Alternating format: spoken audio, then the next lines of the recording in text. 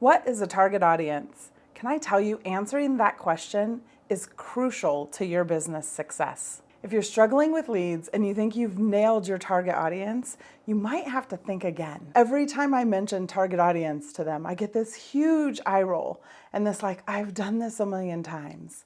I've got this already. The problem is they really don't. They think they have, but their messaging is confusing. It confuses their marketing, and nobody's buying for that reason. So today, I'm gonna clear away all that confusion so this doesn't happen to you. So let's get into it.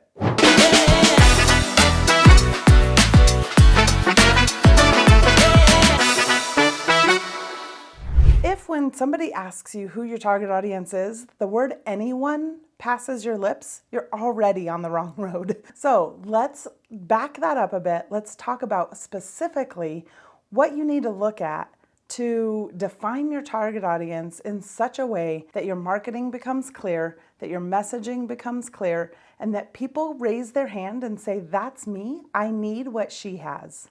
So let's back up a minute and talk about what a target audience is. You might hear people refer to it as your ideal client avatar or your ideal client profile. Target audience is simply the group of people who are most helped by your product or service.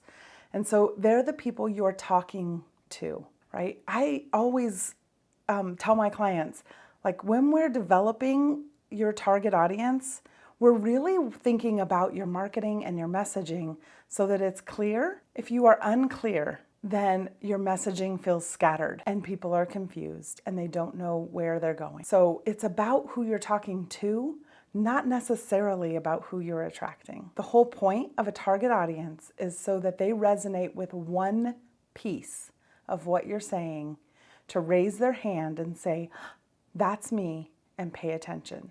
They don't have to fit every single piece. One of the main benefits of knowing exactly who your target audience is being able to make your messaging personal. It's the difference between a generic message and the one that lets them identify with exactly what you're saying. Targeting the right people means you spend your time, your energy, your money, and your resources on the right clients that are gonna convert. There are a couple things to take into consideration when you're thinking about your target audience. Everybody who talks about this talks about demographics. Again, it's a space where people will say, I've had people tell me, I serve people who are 25 to 65. My answer is no, you don't. We're gonna get a lot more specific than that.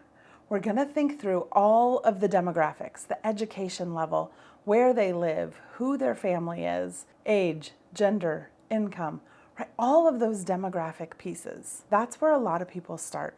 It is super important to define it. Now, I will say I am a proponent of a single person as an ideal client avatar or as an ideal client profile or as a target audience, because it makes you super, super specific. I have a process, though, that lets me create that person in such a way that you're drawing in everybody you want to draw in. After we've looked at all the demographics, we want to look at psychographics.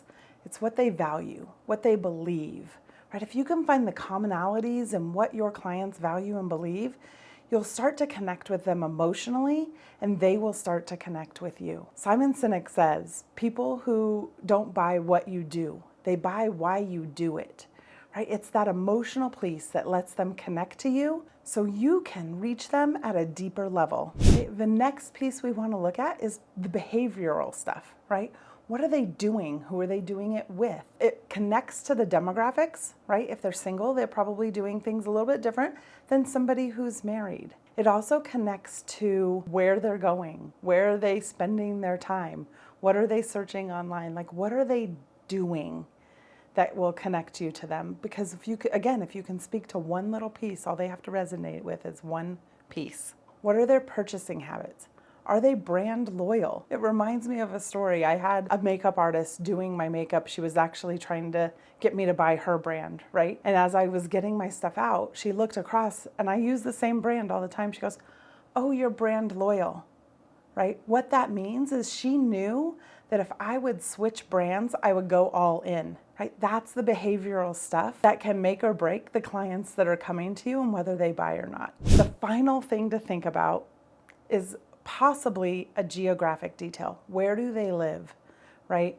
If you are a local service provider, if you're a photographer who doesn't travel, those things matter.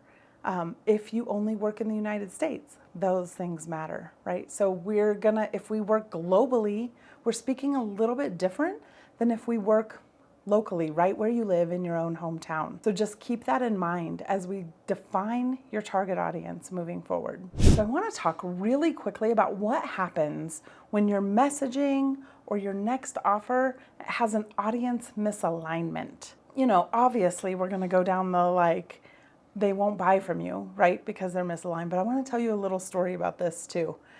My friend Jessica is a photographer, and she is a branding photographer for usually women who have older children, teenagers moving into college.